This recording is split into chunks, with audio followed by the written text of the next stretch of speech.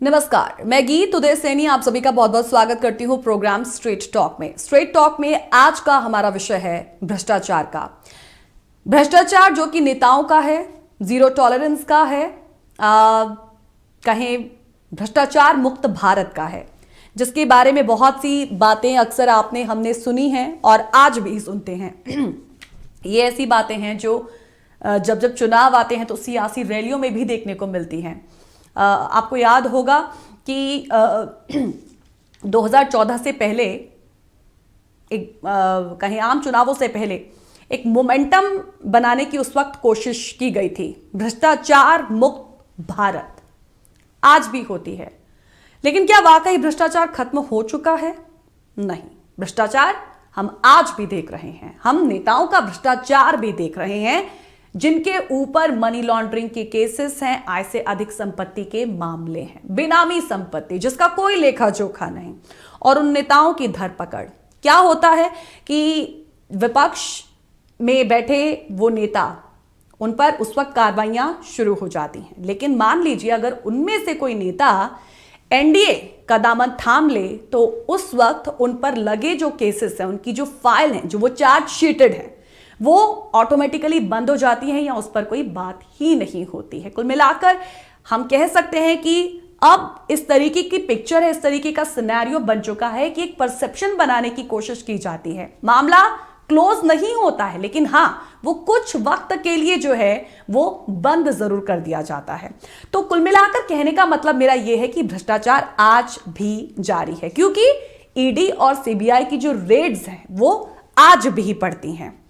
तो फिर करप्शन का तो दी एंड हुआ ही नहीं, और उसे सियासी सहूलियत के चश्मे से आज देखा जाने लगा है। और वो इसलिए देखा जाने लगा है because we have a recent example of Bihar, we have a recent example of Jharkhand.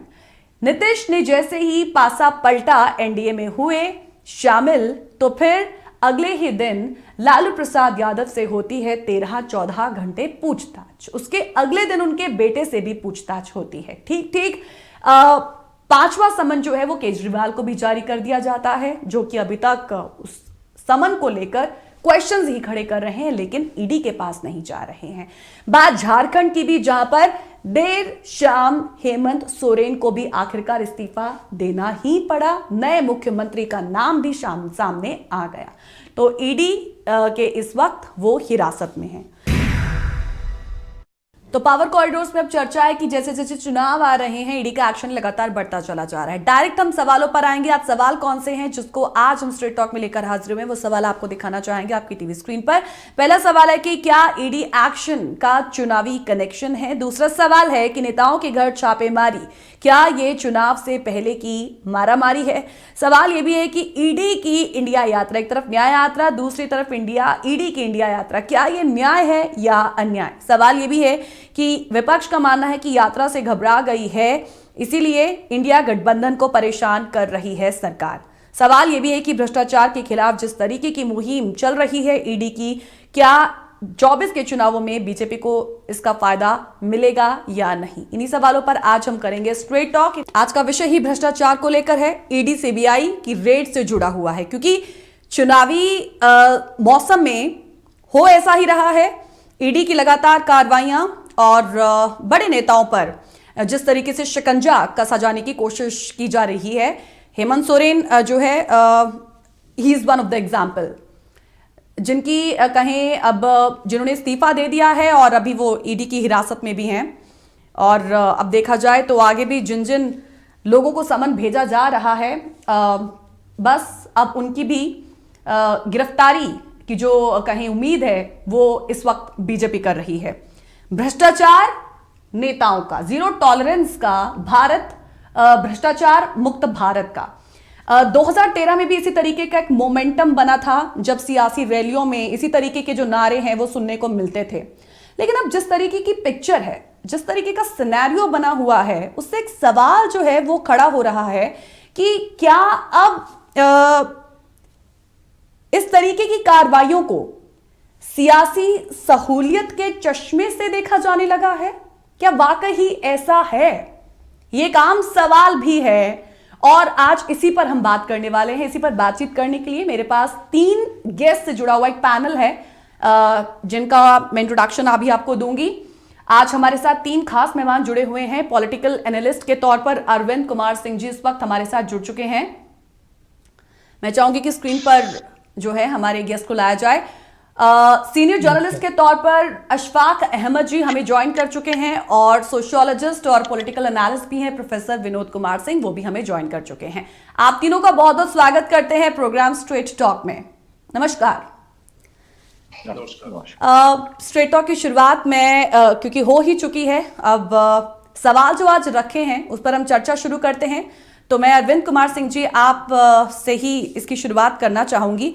ये जो एक सवाल खड़ा किया गया कि जिस तरीके की अब एक पिक्चर बनी हुई है ये ईडी सीबीआई की रेड को लेकर और नेताओं पर जो है वो बड़े एक्शन को लेकर, इस तरीके की पिक्चर को सियासी सहूलियत के चश्मे से देखा जाने लगा है, या फिर हम यूं कहें कि ईडी एक्शन का जो ईडी एक्शन है वो एक चुनावी कनेक्शन है। आपकी राय इस पर? हाँ गीत, मेरी आवाज मिल रही है ना? जी जी, आपकी आवाज आ रही है सर। देखिए गीत, आपने जो कहा उसके 2 पक्ष हैं। मैं करीब 88 से पार्लियामेंट देख रहा हूँ, और अशफाक भाई भी काफ़ी दिन हो गए इनको, इन्होंने पार्लियामेंट देखा। प्रोफेसर साहब भी तो बहुत कुछ पढ़ा लिखा है इन्होंने, इतनी समाज को समझते हैं। हम में से किसी ने ईडी के बारे में इतनी चर्चा पहले कभी नहीं सुनी है। ईडी अपना काम करती थी और तमाम तरह के लोग, तमाम तरह की संस्थाएं ईडी का पहली बार जब मैंने देखा तो विश्वनाथ प्रताप सिंह की सरकार में ईडी ने काफ़ी महत्वपूर्ण काम किए थे, लेकिन वो एक अलग, देखिए संसद ने बहुत सारी संस्थाओं का जब गठन किया तो उनको एक स्पेसिफिक प्रोविजन के तहत किया, उनको ताकत भी दी, और उसी ताकत में जब आप बात करते हैं ईडी, सीबीआई और इनकम टैक्स, ये तीनों आते हैं, और इन तीनों के दायरे में बहुत बार बहुत बड़ी बड़ी बातें हुई। जैसे मैं आपको बताऊं, एक कंट्रोवर्सी, अगर आपको गीत, आपको पता नहीं पता है या नहीं, वीपी सिंह की सरकार में विश्व हिंदू परिषद को राम मंदिर निर्माण के पैसे को लेकर के एक नोटिस जारी हुई। अच्छा। और जिस ऑफिसर ने नोटिस जारी किया था उसका नाम था विश्वबंधु गुप्ता। उसको काफी कंट्रोवर्सी की बीजेपी ने, उसको हटा दिया गया, क्योंकि सरकार को बीजेपी सपोर्ट कर रही थी उस समय। तो मैंने इनकम टैक्स में पॉलिटिकल सीन में अगर आप देखेंगे तो मुझे पिछले 30, 32, 35 सालों में एक घटना दिखती है कि हाँ बड़ा बवाल मचा। उसमें विश्वबंधु गुप्ता भी बड़े ही फायर ब्रांड ऑफिसर थे, वो भी पीछे नहीं झुके, उन्होंने कहा हमने जो नोटिस जारी किया वो ठीक था।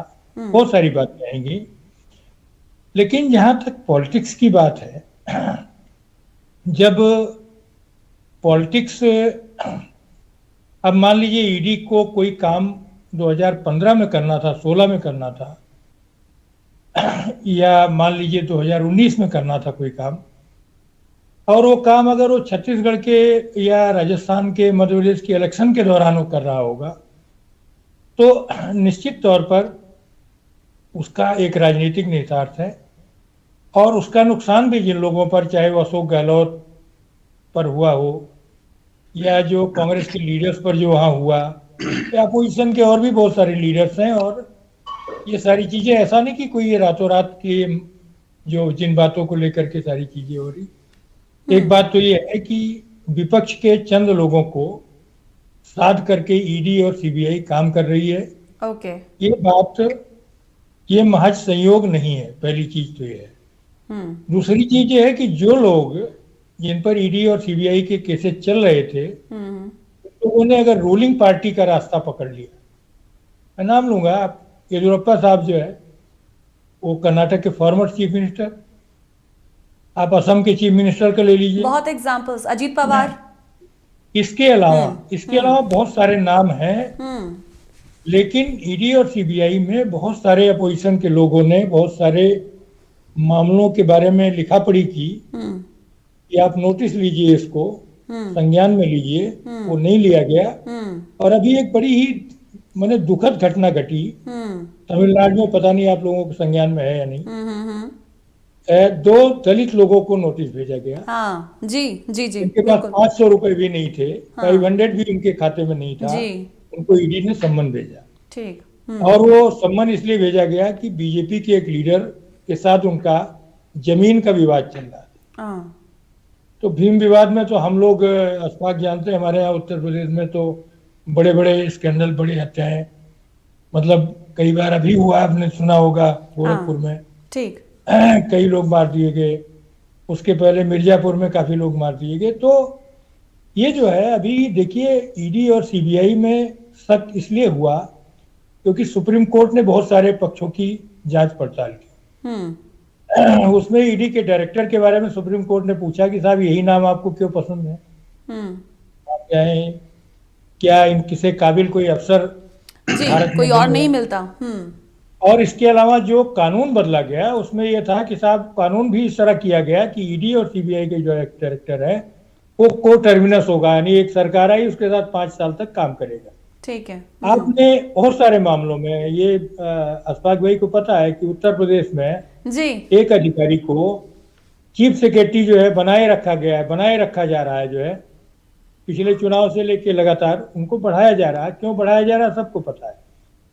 तो अगर नौकरशाहों के को आगे करके राजनीति होगी तो मुझे लगता है कि जो संविधान बनाने वालों ने जिस भावना के साथ सोचा था, ये कहीं ना कहीं तो ये बौद्धिक जगत में चर्चा है। क्योंकि हम लोग जब चर्चा कर रहे हैं तो हम किसकी चर्चा करते हैं? जो आज बौद्धिक जगत है वो इस बात को लेकर के चिंतित है कि ये जो संस्थाएं हैं ये चंद लोगों पर ही हमले कर रही हैं। जो सबसे बड़ा तो जो स्कैंडल तो होता ये है, अभी बदला है देखिए गीत में आखिरी बात खत्म करूंगा, कहूंगा कि आखिर भ्रष्टाचार होता क्या है?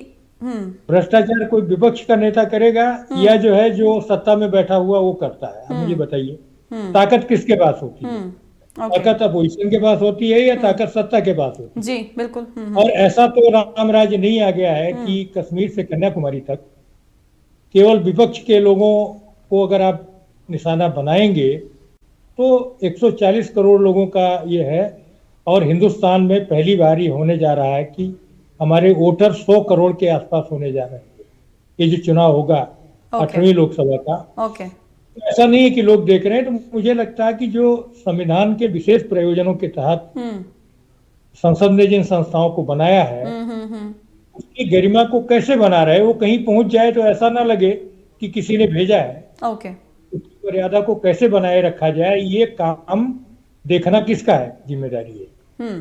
सुप्रीम कोर्ट ने तो बहुत सारा इशारा कर दिया है। जैसे होता ना, हमारे यहाँ एक कहावत है कि समझदार के लिए इशारा काफी जी, और एक शब्द काफी है। क्योंकि हम लोग शब्दों के बीच जीते हैं। तो हम लोगों के लिए तो ये कि भाई अगर आप कोई वर्ड एक यूज कर रहे हैं किसी के लिए, सुप्रीम कोर्ट क्या ये थोड़ा कहने जाता है लिख के, उसने कह दिया कि भाई एक नाम को लेके आपको इतना दिलचस्पी क्यों, क्या हिंदुस्तान में सबसे काबिल अफसर यही है? तो मेरा ये कहना है कि निश्चित तौर पर ये जो कार्रवाइयां हो रही हैं, केवल विपक्ष पर जो कार्रवाइयां हो रही हैं।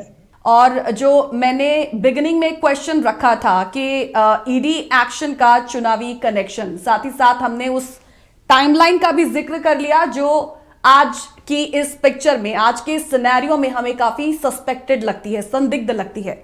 मैं आपसे जानना चाहूंगी कि जो कार्रवाइयां फिलहाल इस वक्त हो रही है उसे पॉलिटिकल चश्मे से देखने की जरूरत क्यों हो रही है? क्योंकि देखिए, आधार तो होगा ना, बैकग्राउंड तो होगा, तभी तो समन भेजा जाता है, फिर कार्रवाई होती है। देखिए गीत, बात मैं ईडी पर आऊं इससे पहले दो छोटे एग्जाम्पल उत्तर प्रदेश के मैं दूंगा। एक तो बड़ी अच्छी बात ही है कि ईडी की कार्रवाई से उत्तर प्रदेश के विपक्षी दल अभी बचे हुए हैं। एक उत्तर प्रदेश की एक छोटी सी मैं आपको कथा बताता हूं कि कल्याण सिंह यहाँ के सीएम थे और कई जो है एक बहुत बड़े क्रिमिनल था जिसका नाम शिव प्रकाश शुक्ला था और उसके क्राइम बहुत ज्यादा बढ़ गए थे और कहा यह जा रहा था कि वो बहुत किसी मिनिस्टर या चीफ मिनिस्टर को भी टारगेट पर लिए हुए थे। तो कल्याण सिंह जी ने एक सीनियर आईपीएस को बुलाया और कहा कि इसका क्या रास्ता निकाला जाए। तो उन्होंने कहा कि एक ऐसी पुलिस को गठ का गठन किया जाए जिसके पास अधिकार क्षेत्र ज्यादा और एसटीएफ बनाई गई। बाद में एसटीएफ ने उत्तर प्रदेश में आप ये समझिए बहुत अच्छा काम किया, बहुत क्रिमिनल्स को मारा। लेकिन उसी एसटीएफ ने बाद में तोते पकड़े कछुआ पकड़ा। तो जब ये तोता और कछुआ पकड़ा तो हमारे जैसे जर्नलिस्ट जो पिछले 20 सालों से या 22 सालों से एसटीएफ के बड़े कारनामे देख रहे थे, तो हमने ये कहा कि एसटीएफ का जो काम है, जो स्पेशलाइजेशन है कि उनके पास इंटरसेप्टर बहुत है, वो मोबाइल को क्रैक करते हैं, क्रिमिनल्स के उनके पास अधिकारी बहुत है, तो क्या इनका इस्तेमाल हम कछुआ पकड़ने के लिए करेंगे तो फिर लोकल पुलिस का काम क्या होगा? ओके। ये एक जनरल मैं थिंग इसलिए बता रहा हूं कि जब ईडी की कार्रवाई, ईडी जैसा संस्थान जो केंद्र में है और बड़े जो ट्रांजैक्शंस हैं उस पर नजर रखने के लिए बनाया गया है, तो अगर बहुत ज्यादा कॉमन कि अगर किसी ने 20 लाख या 40 लाख ले लिया, हर वक्त हमारे पास खबरें आती हैं कि ईडी ने नोटिस दे दिया, ईडी ने नोटिस दे दिया, तो अगर ईडी नोटिस दे रहा है तो फिर इनकम टैक्स डिपार्टमेंट या दूसरे डिपार्टमेंट का काम क्या खत्म हो गया?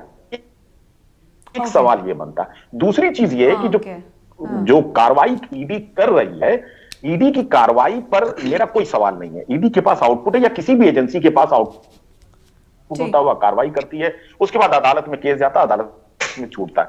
लेकिन कार्रवाई का जो सिस्टम है अगर उस पर आप गौर करें तो 2004 से 2014 तक जो कार्रवाई हुई है उसमें विपक्षी नेताओं पर 54% हुई है। लेकिन 2014 से अगर 24 तक आप देखेंगे तो 95% विपक्षी नेताओं पर कार्रवाई हुई है। एक ये चीज है। दूसरी चीज, हाँ, कन्विक्शन 2023 तक अगर हम बात कर ले ईडी की कार्रवाई की तो 122 नेताओं पर कार्रवाई हुई है, 2 विपक्षी हैं, 6 बीजेपी के हैं और बाकी जितने हैं वो विपक्षी दलों के हैं, 6 बीजेपी और उसके एलाइंस के हैं। जो विपक्षी दलों की अगर हम बात कर ले तो कांग्रेस जैसी पार्टी के 21 नेता हैं, एनसीपी के 19 हैं, टीएमसी के 19 हैं, एनसीपी के 14 हैं, ऐसे तमाम नेता हैं जो टॉप मोस्ट है, उनके खिलाफ कार्रवाई की जाए। ये भी सवाल के दायरे में नहीं आ सकता। हो सकता है कि वो भ्रष्टाचार, उनके खिलाफ कुछ ईडी के पास कार्रवाई हो। सवाल यह है कि जिनके खिलाफ ईडी लगातार नोटिस दे रही थी, सवाल कार्रवाई कर रही थी, वो जब सत्ता पक्ष के साथ जाते हैं तो अचानक से उनके पास जो नोटिस दी जाती है वो बंद हो जा रही है। आपने एग्जाम्पल खुद दिया, अजित पवार का जैसे है, या असम के चीफ मिनिस्टर हैं, या दूसरे कई नेता टीएमसी के थे जो गए हैं उनके खिलाफ। ये नॉट ए सिंगल नोटिस, और वही ईडी या वही सत्ता में बैठा दल जो है बार बार ये आरोप लगाता है कि नहीं ये जो है भ्रष्टाचार में लिप्त है या ये चीजें। ये सवाल गहरा करता है। एक्चुअली में ये एक परसेप्शन बनाने की कोशिश है। 2014 से पहले जो है जो सीएजी थे की रिपोर्ट थी 1,76,000 का घोटाला और ये करते हुए, वो परसेप्शन बाद में जब कोर्ट में पहुंचा तो ये लगा कि ये पूरा एक जो है शगुफा है। अब ये कितनी कार्रवाई जायज है कितनी नहीं जायज है, ये तो अदालत में जब जाएगा मामला, बहस होगा, दोनों तरफ के वकील देखेंगे और फिर कोर्ट फैसला करेगी। लेकिन एक शक की बुनियाद जरूर होती है जब एक जो है कार्रवाई का एक जो रुख है वो चुनाव के वक्त बढ़ता है। जो मामला 20 साल पहले का है, जैसे लालू प्रसाद यादव के खिलाफ जो अभी पूछताछ हुई है वो 21 साल पुराना मामला है। अगर 21 साल मामला ठीक चुनाव से पहले होता है तो एक सवाल ये जरूर तो बनता है। और एक बात, हाँ, संदिग्ध लगेगा। एक बात और मैं कहना चाहूंगा इसमें, पिछले कर्नाटक चुनाव से पहले एक बीजेपी के विधायक है जिनके यहाँ जो है पैसा बरामद हुआ, और उस पर मैं पढ़ रहा था जब आपसे मेरी बात हुई तो मुझे उनका नाम याद था, तो मैंने कहा देखिए उस पर अब तक कितनी कार्रवाई हुई, तमाम मैंने अखबारों को जान मारा और पता ये चला कि उस पर ईडी ने कोई नोटिस वगैरह न संज्ञान मिले, जबकि उनके यहाँ करोड़ों रुपए बरामद हुए। तो बेड उनके यहाँ एक बरामद हुआ था जिस पर करोड़ रुपए बिछे हुए थे, जिस पर बताया ये जाता है कि वो सोते थे। तो मेरा सवाल ये बनता है कि जो दल सत्ता में है क्या वो कार्रवाई उस पर होगी नहीं होगी, या जो विपक्ष में होगा उसके खिलाफ कितनी कार्रवाई होगी। एक केस और है, जैसे रॉबर्ट वाड्रा का केस मैं आपको बताऊं कि चुनाव से पहले बीजेपी के तमाम नेता उनका नाम लेते थे, खुद प्रधानमंत्री उनका नाम लेते थे और कहा यह जाता था कि वो भ्रष्टाचार में लिप्त हैं, गुड़गांव में कई जमीन घोटाले में दिखता है, जमीनें हैं तब है। लेकिन पिछले 10 साल की जांच में अभी भी जांच शायद उनके खिलाफ चल रही है, लेकिन अब हुआ क्या, उस जांच में क्या मिला है ये अपडेट नहीं है। तो कहीं ना कहीं बहुत से नेताओं का अपडेट इनफैक्ट हमें नहीं मिला है। नीतीश अभी कहीं पलटी मार गए हैं, एनडीए में शामिल हो गए हैं, तो क्योंकि ये लैंड कहें ये जो मामला था लैंड फॉर जॉब का, जो लालू परिवार से जुड़ा हुआ है, ये बेहद पुराना मामला है। तो हम ऐसा कह सकते हैं कि 100 के कुंभकर्ण की नींद से जगती है फिर ये देश की एजेंसियां, जिस पर कहा जाता है कि कंट्रोल किसका है वो सभी जानते हैं। और उसके बाद देखिए, जैसे ही नीतीश पासा पलटते हैं तो फिर कार्रवाइयां शुरू हो जाती हैं। लालू से पूछताछ, फिर उसके बाद अगले दिन उनके बेटे से पूछताछ। तो कुल मिलाकर ये एक संगठित अभियान की तरह उनकी छवि को धूमिल किए जाने की कोशिश की जा रही है। तो अशफाक जी माने कि फिर ये तमाम जो चीजें वो बदले की भावना के साथ कर रही हैं एजेंसियां। मैं प्रोफेसर विनोद जी से इससे पहले एक क्वेश्चन लूं, मैं इस पर आपकी टिप्पणी चाहूंगी। बदले की भावना से ये सब हो रहा है, क्या यही कहा जाए? आज का सिनेरियो यही है? देखिए, बदले की भावना तो नहीं कही जा सकती इसे, मतलब मैं अपने नजरिए से बदले की भावना नहीं कर सकता हूं, लेकिन मैं इतना जरूर कहूंगा कि एजेंसियों का इस्तेमाल सत्ता की मजबूरी भी है, सत्ता के लिए जरूरी भी है। मतलब मेरा ये मानना है, वो हर स्टेट में पुलिस का इस्तेमाल, उत्तर प्रदेश में बुलडोजर को वो एक डर बना के, लेकिन जब मैं किसी चीज को संवैधानिक नजरिए से देखता हूं तो मुझे थोड़ा सा डर लगता है कि कहीं ऐसा ना हो कि यही एजेंसियां सत्ता पर इतना हावी हो जाए कि जो दल सत्ता में बैठा है वो कल को विपक्ष में जाए तो उसके साथ भी इससे बुरा व्यवहार करें। तो ये एक बहुत बड़ा डर है। और वो उससे भी बड़ा डर मेरा ये है कि कहीं ऐसा ना हो कि हम एजेंसियों को इतना अधिकार दे दे कि जो हमें आम नागरिक या हमें आजादी मिली थी और जो हमें संविधान ने अधिकार दिए थे वो हमारे अधिकार छीन जाएं। तो कुल मिलाकर मैं हालांकि इसे दूसरे नजरिए से भी जानने की जरूर कोशिश करना चाहती हूं आपसे। प्रोफेसर विनोद जी, मैं आपसे भी ये सवाल लेना चाहूंगी कि ये अभी अरविंद कुमार सिंह जी ने और अशफाक अहमद जी ने कहीं राजनेताओं पर करप्शन के ईडी केस एक्शन पर जो कुछ कहा है उस पर आप क्या कहेंगे? सत्ता पक्ष की मजबूरी और जरूरी, अभी भी ये जो कोर्ट अशफाक जी ने किया है, मैं इस पर आपकी प्रतिक्रिया चाहूंगी। जी तो देखिए, जो अरविंद जी ने और अशफाक जी ने जो बताया वो बिल्कुल दुरुस्त है, उसमें कोई शक नहीं है। लेकिन मैं इन सारी चीजों को थोड़ा एकेडमिक नजरिए से देखना पसंद करूंगा, क्योंकि मैं आज ही एक पेपर बना रहा था जो पॉलिटिकल सोशियोलॉजी मास्टर डिग्री का था। अच्छा।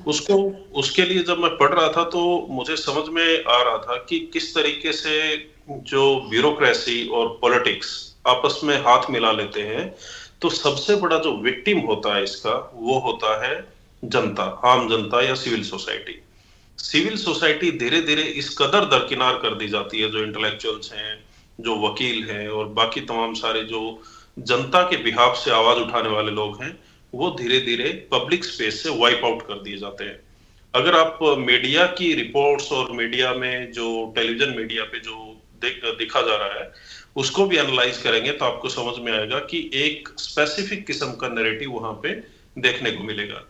और जब ब्यूरोक्रेसी और पॉलिटिक्स मिल जाती है तो उसको एक और चीज की जरूरत होती है, वो है पैसा। बड़ी इंटरेस्टिंग बात आप कह रहे हैं प्रोफेसर विनोद जी। जो कुछ भी तस्वीरें बनती बिगड़ती नजर आ रही हैं उसको संदर्भ में रखते हुए ही इस विषय को आपके समक्ष लेकर हाजिर हुए। और इससे पहले बहुत ही दिलचस्प बातें क्योंकि रखी गई हैं, क्योंकि जब भी चुनावी मौसम में इस तरीके की ईडी की कार्रवाई होती है तो ईडी की कन्विक्शन रेट की बात जरूर होती है, जो कि बेहद कम है। कहीं 25 में सिर्फ अभी ट्रायल पूरा हुआ है 55,000 केसेस की जब हम बात करते हैं। 2015 तक हेमंता बिस्वा शर्मा पर बड़ी कार्रवाई हो रही थी सीबीआई की, लेकिन जब एनडीए में आए तो सब कुछ जैसे रैप अप हो गया। अजीत पवार की बात, शुभेंदु की बात, छगन भुजबल के मामले में जब ईडी द्वारा जो फाइलें गुम हो गई थी, कुछ इस तरीके की बात निकलकर सामने आई थी, उसका भी क्या हुआ तो अभी कुछ पता नहीं है। तो कुल मिलाकर इन तमाम चीजों को जब हम देखते हैं तो क्रेडिबिलिटी वो शब्द आता है जब हम कहते हैं कि ईडी सीबीआई की आज क्रेडिबिलिटी क्या है। इसी को ध्यान में रखते हुए प्रोफेसर विनोद जी बहुत ही इंपॉर्टेंट बात कर रहे थे, एकेडमिक तरीके से इस बात को समझाने की कोशिश कर रहे थे। मैं चाहूंगी प्रोफेसर विनोद जी आप अपनी बात को कंटिन्यू करें। जी, मैं बता रहा था कि जब मैं मास्टर डिग्री का पेपर बना रहा था पॉलिटिकल सोशियोलॉजी का, तो जब आप देखेंगे ब्यूरोक्रेसी पॉलिटिक्स हाथ मिला लेती है तो एक तरफ तो वो ऐसा लगेगा आपको कि वो मदद कर रही है सरकार का, और जब तक वो पर्टिकुलर सरकार रहती है तो मदद करती है। जैसे अभी आपने ईडी का एग्जांपल दिया, बहुत सारे नेताओं पे कार्रवाई करती हुई दिख रही है, लेकिन वो कंक्लूजन तक कभी नहीं पहुंचेगी। क्यों नहीं पहुंचेगी? क्योंकि अगला चुनाव का भी इंतजार करना है, जैसे आपने वाड्रा का एग्जांपल दिया और बाकी तमाम सारे नेताओं का। तो ये केस लटका के रखना भी एक स्ट्रेटजी है। दूसरा, जब ये चुनाव लड़ते हैं तो चुनाव के लिए चाहिए हजारों करोड़ में पैसा, तो वो रुपया आएगा कहां से? इतना मोटी रकम आएगी कहां से? तो ये अपने साथ में लेते हैं कॉरपोरेशंस को, बड़ी बड़ी जो कॉरपोरेट कंपनियां हैं उनको, जैसे अडानी अंबानी का नाम कांग्रेस की तरफ से रिपीटेटिवली लिया जाता है, और भी बहुत सारे होंगे। तो ये आपको रिफ्लेक्ट होगा जब उनको दान दक्षिणा मिलती है पॉलिटिकल पार्टियों को, और आप अगर 10 पैसे भी खर्च करते हैं अपने खाते से तो सरकार के पास पता होता है। लेकिन पॉलिटिकल पार्टी एक तरीके से लीगल करप्शन कर सकती है, और आपको बिल्कुल भी बताने की या पब्लिक डोमेन में इस बात को लाने की जरूरत उनको नहीं पड़ती है, वो एग्जेम्प्टेड है इस बात से। तो जब ब्यूरोक्रेसी, पॉलिटिक्स और कॉरपोरेशंस ये मिल जाते हैं तो एक तरीके का खतरनाक कॉकटेल बनाते हैं, जिसमें जो आम जनता है, जो पब्लिक इंटेलेक्चुअल्स हैं, वो एक तरीके से वाइप आउट हो जाते हैं पब्लिक स्पेस से। उसका नुकसान ये होता है कि जनता की बातें वहां पे नहीं होती है, मुट्ठी भर नेताओं के बारे में गेम खेला जाएगा। जब सरकार बनाने की या इलेक्शन की बारी आएगी तो उनको अलग अलग तरीके से जो पुराने केस, नए केस, कुछ किसी ना किसी बहाने से लगा दिए जाएंगे, जो कि कभी या तो अंजाम तक पहुंचेंगे ही नहीं, अगर पहुंच भी गया तो वो बड़ा मुश्किल एक मसला होता है। जैसे आपने कैग का एग्जांपल दिया, विनोद राय के केस में जब वो कोर्ट में पहुंचते हैं तो वो एक फुस बम साबित होता है। तो जब आप ED, CBI, income tax, CAG, इन सभी संस्थाओं की कार्रवाई देखेंगे किसी भी गवर्नमेंट में, तो हमेशा विपक्ष इनको तोते का पिंजरा कहता है। पहले जब कांग्रेस की सरकार थी तो बीजेपी तोते का पिंजरा कहती थी, अब बीजेपी इनका इस्तेमाल कर रही है तो कांग्रेस इनको या बाकी पार्टियां इनको पिंजरे का तोता कहते हैं। सीधी सीधी बात यह है कि ये अपने संवैधानिक जो पद इनको दिया गया है उसके मुताबिक ये काम करें तो बहुत अच्छा रहेगा, लेकिन ये करते हुए नजर नहीं आ रहे हैं। जो जैसे अशफाक जी ने डेटा दिया कि इतना % जो विपक्ष के नेताओं पे कार्रवाई हो रही है और पक्ष के नेताओं पे, मुट्ठी भर लोगों पे कार्रवाई हो रही है। दूसरा, ये वॉशिंग मशीन इफेक्ट जो एक नई थ्योरी उभर के आ रही है कि आप जो ही बीजेपी में आते हैं आपके सारे पाप धुल जाते हैं और आपकी सारी कार्रवाइयां खत्म हो जाती है। तो अगर आप इसको नाम बड़ा दिलचस्प दिया आपने, वॉशिंग मशीन इफेक्ट। जी जी, तो अगर आप इसको एकेडमिक तरीके से देखेंगे तो आपको क्लियर कॉम्बिनेशन एक नजर आएगा, ब्यूरोक्रेसी, पॉलिटिक्स और कॉरपोरेशंस का। इसमें जनता, सिविल सोसाइटी पूरी तरह बाहर नजर आएगी। इसका एक डेटा अगर आप देखेंगे तो रिसेंट डेटा आया है ग्लोबल हैंगर इंडेक्स का, जिसमें 1-2 साल पहले हमारा नंबर 107वां था, जो बेहद खराब था, और आज हमारा नंबर 111वां हो गया है। मतलब भुखमरी के केसेस बढ़ रहे हैं। 5 किलो अनाज देके जनता को साइडलाइन कर दिया गया है कि आप अनाज खाओ और मौज करो। हम सरकारें बदलेंगे, सरकारों के साथ खेलेंगे, एक गेम बना लेंगे, और इसमें कहां पे सरकार बनेगी, किस नेता का क्या होगा।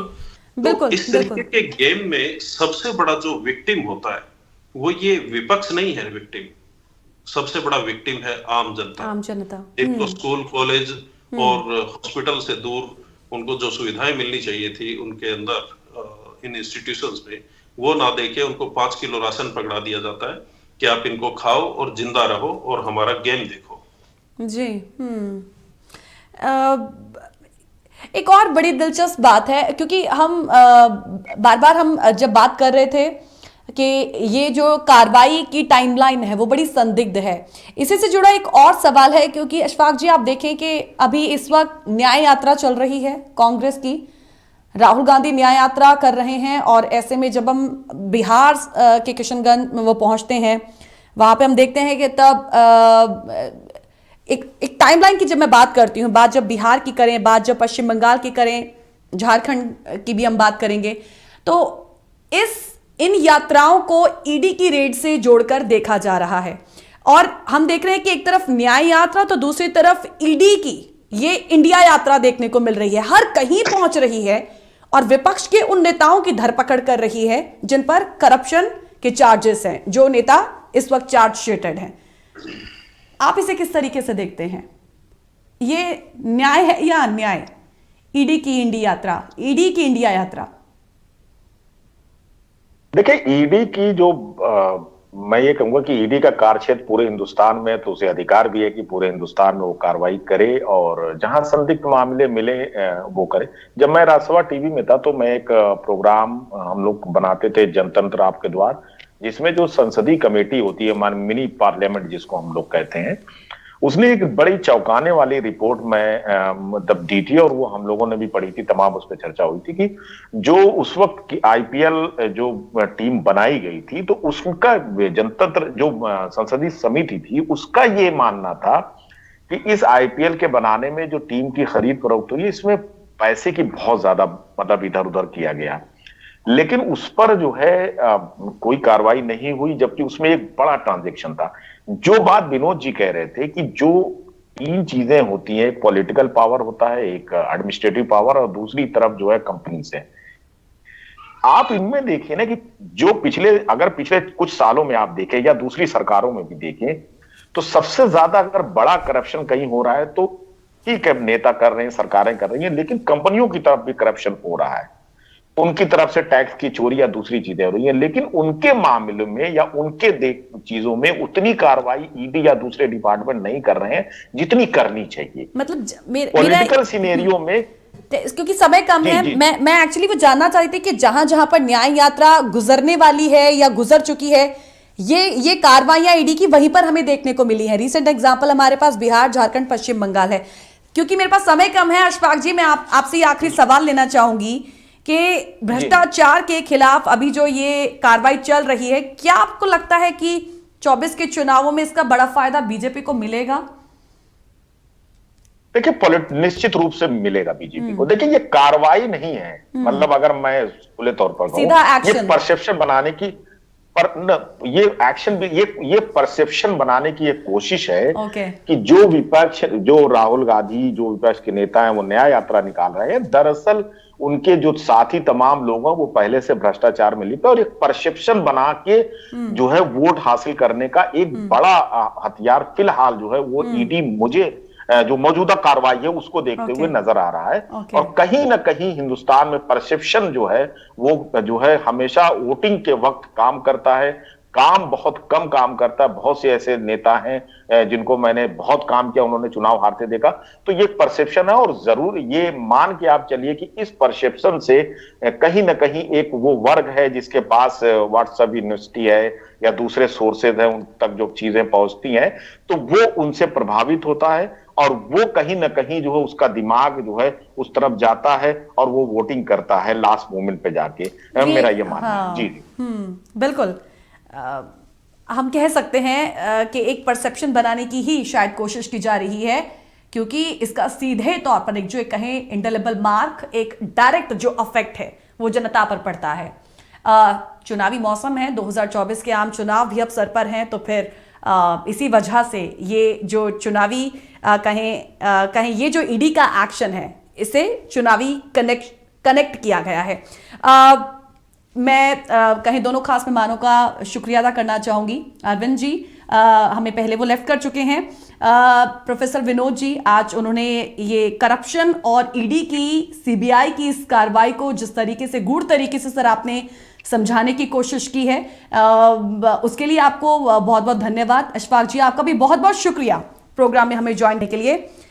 ये जो बात आज हमारे कहीं गेस्ट ने रखी है, एक इसका कंक्लूजन अगर निकाला जाए तो सीधे तौर पर जो हम बात कह रहे हैं कि चुनावी मौसम में इस तरीके की कार्रवाइयां अब आज के समय में ये अब संदिग्ध लगने लगी हैं, और इसी वजह से ईडी का ये जो एक्शन है वो चुनावी कनेक्शन जो है वो कहा जाने लगा है। लेकिन क्या इससे आने वाले समय में बीजेपी को बड़े चुनावों में फायदा मिलेगा? और दूसरी इंपॉर्टेंट बात जो हमने इन बिटवीन एक रखने की कोशिश की थी कि आज के, क्योंकि करप्शन देखिए पहले भी होता था, लेकिन इस तरीके की जब कार्रवाई, इस तरीके का एक्शन जो है वो हमें लगातार देखने को नहीं मिलता था, जो अब देखने को मिलता है। तो कुल मिलाकर आज जो पिक्चर बन रही है, क्या उस पिक्चर को देखकर ये कहा जाए कि इस एक पॉलिटिकल चश्मे से वाकई आज देखने की जरूरत है? ये क्वेश्चन बड़ा खास है। इस क्वेश्चन को जो है वो आज पूछा जा रहा है आम जनता द्वारा भी। मैं चाहूंगी कि हमारे जो व्यूअर्स हैं हमेशा हमें फीडबैक देकर हर विषय पर अपनी जो है राय रखते हैं, वो आज के इस विषय पर भी अपनी राय रखें। और राय रखने के लिए info@justbroadcasting.com या geet@justbroadcasting.com पर आप हमें लिख सकते हैं। इसी के साथ फिलहाल इजाजत दीजिएगा, लेकिन जस्ट हिंदी के बाकी प्रोग्राम के लिए कीप वॉचिंग जस्ट हिंदी।